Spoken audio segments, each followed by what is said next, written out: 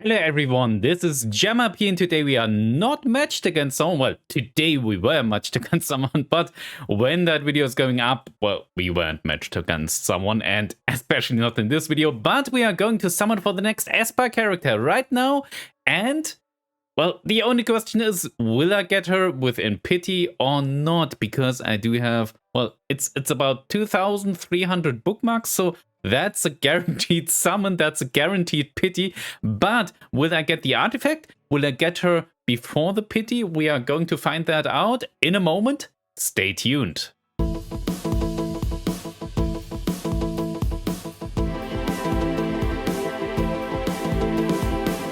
Hello, I'm down here now, as always, after the intro. So now we are going right away to summon for ae-GISELLE, and oh, we not only have 2,300 Covenant bookmarks, we also have 38 aespa bookmarks. So that's something. 38. Okay, that's one per bookmark. That's yes, that's a totally guaranteed summon. I could go all in and probably triple as her. Probably. Well, let's simply start that here. A little bit.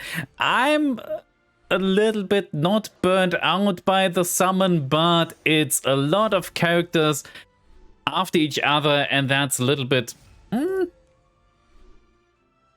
be honest, I'm not so totally keen on those aespa characters. I'm going to summon them because they are limited, of course, and I think the artwork is pretty nice. I don't know much about aespa, so I'm not a big fan, even though I do hear K-pop from time to time, but I'm listening more to Twice or G-Idol or something like that. I never heard of aespa before Epic 7, so they did a good job on advertising that group. I listened into one of their songs. I cannot recall what was that, but it didn't hook me. I have to listen in on that again because I want to give them a fair chance, but it's really hard to push away Twice from my playlist because Twice is, well, it's just a good vibe listening stuff, and I like that. I like that. And somehow the last summoning video was pretty good luck, and I got Archdemon's Shadow. I have now an artifact. Is that the aespa artifact? Yes. So I already have that. That's pretty nice. What does it do? When attacking with a single attack, increases damage dealt by 8%. When the enemy is defeated by a single attack, gains 10 souls at the start of the next turn. The effect upon defeating an enemy can only be activated once.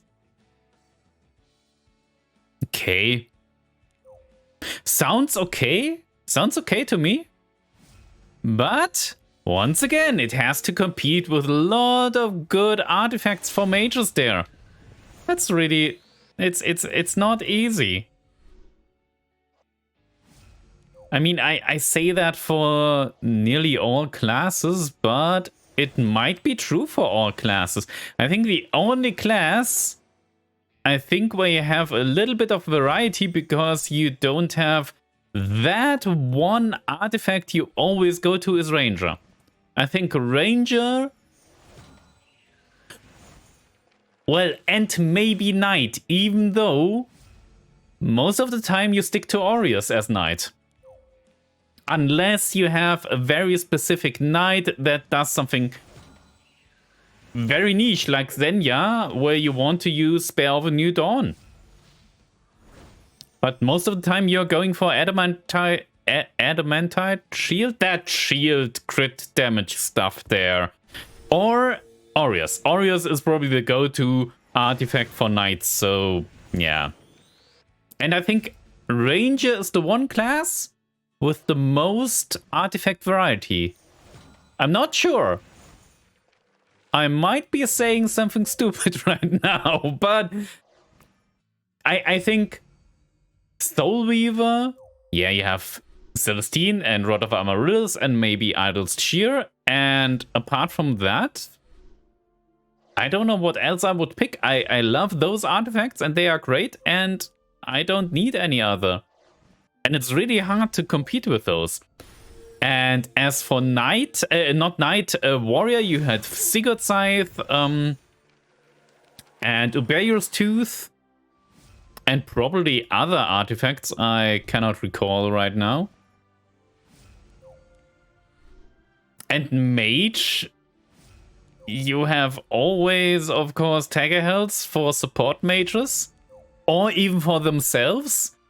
And then, yeah, you have something niche like Chatty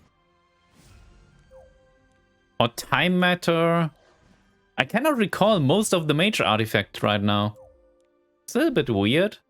So maybe that's a good competitor there. If I cannot recall any of the other artifacts right now out of my head without looking. So it doesn't sound bad as an artifact, and I'm pretty happy I got that, because never miss out on limited artifact or unit, even if it is a collab, which means the possibility of it getting changed is rather low, because then they would have to contact the copyright owner of that collab, and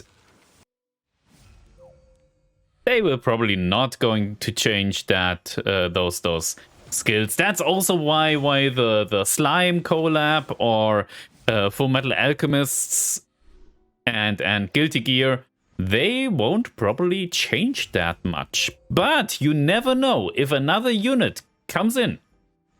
You never know if that artifact fits perfectly for that other new unit. And there you don't have to change the artifact. Same goes for a unit. Maybe a unit doesn't sound really good, but when another artifact or another unit comes into play, the synergies suddenly explode and suddenly you need this one unit. So maybe we're going to see Kitsune Ai and another artifact there, 5-star. So that's the second one. And another poof.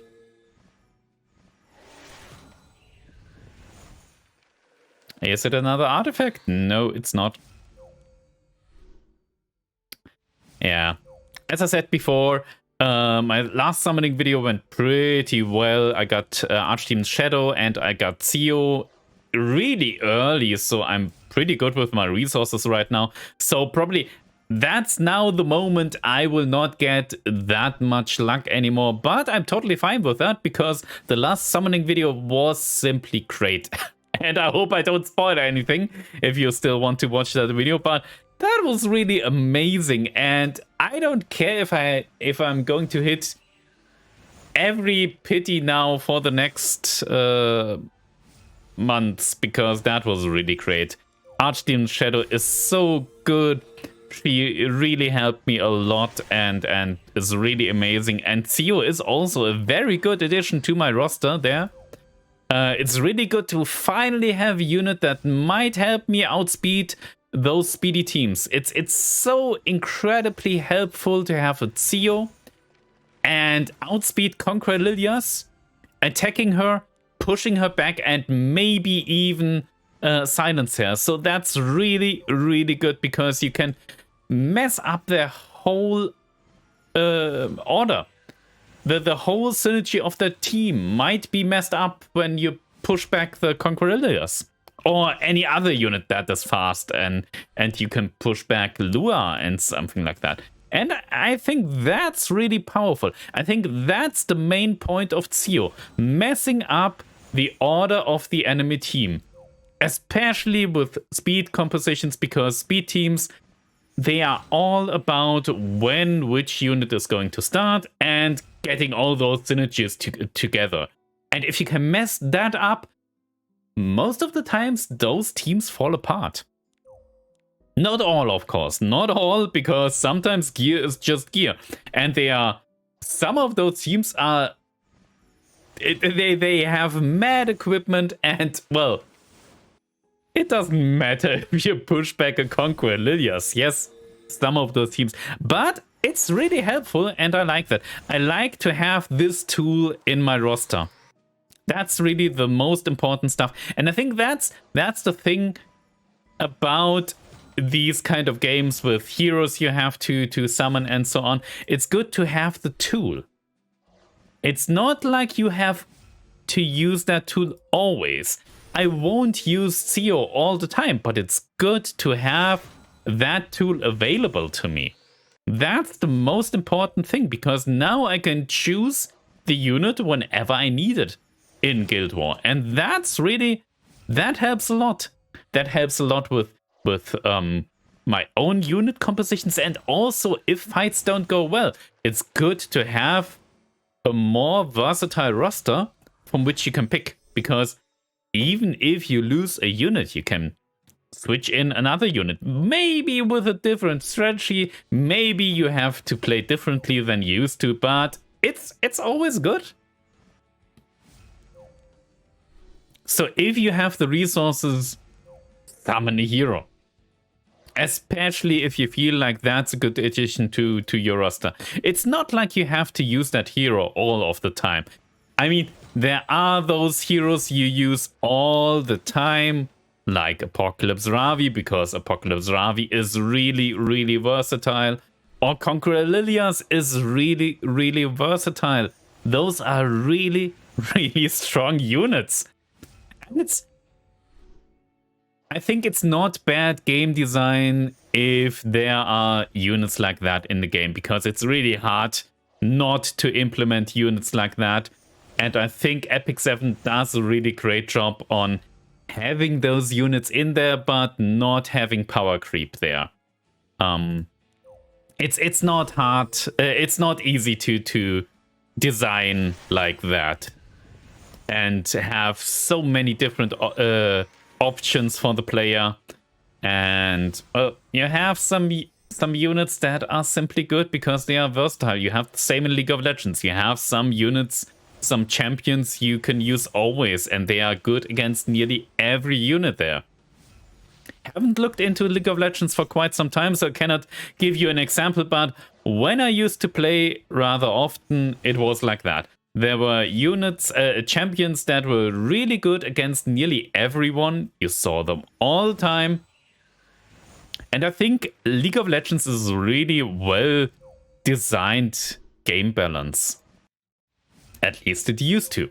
Not, I don't know much of the state of League of Legends at the moment.